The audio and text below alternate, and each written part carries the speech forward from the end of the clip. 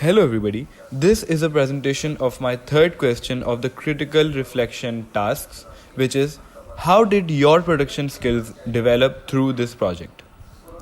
From the concept of the idea to its final release, my skills in filmmaking increased a great deal. At the start of making my project, I did not really have greater knowledge of what to do and what to use.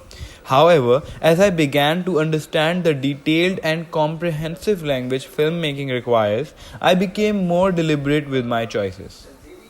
When I began studying media studies, I thought I had a solid grasp on how movies were successful and what exactly my audience wanted.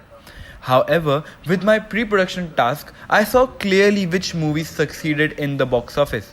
Their success isn't really dependent upon the quality of their movie, as some of the most critically praised movies don't even touch their break even points. For instance, The Shawshank Redemption is one of the best movies of all time and is rated number 1 on IMDb movies list. But yet still it did not really make that much when it was released on its weekend and was only $727,000 compared to its 27 million budget. Moreover, with this information, I tailored my film screenplay, filming, and editing to the requirements of the modern audience. Throughout the entire journey of creating Vehemence, in the start I used to be very lenient with the expressions or small mistakes while filming, and I used to settle for the first take.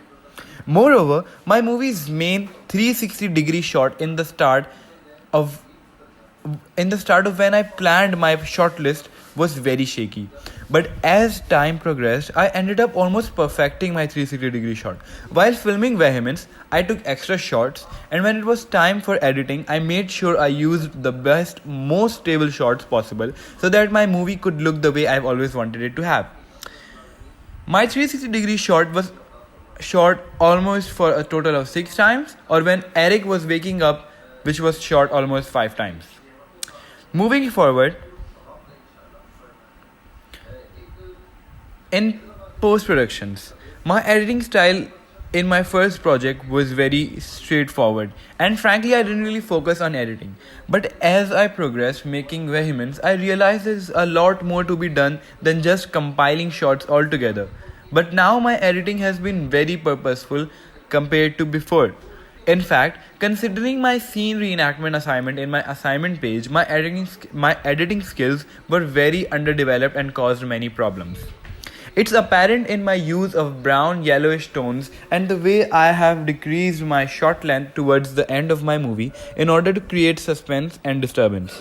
In terms of audio editing, I added non-diegetic sound instead of using dialogues or voiceovers. Moreover, I decreased saturation in order to give my movie some low-key lighting effect, and the brown yellowish tone gives my movie the same effect like the Italian mafia in The Godfather made in 1972. Overall, bringing Vehemence from its first draft and until the final touches, the journey was endlessly tumultuous. I started out with an idea of what I wanted, and I made sure I achieved how I wanted my movie to look.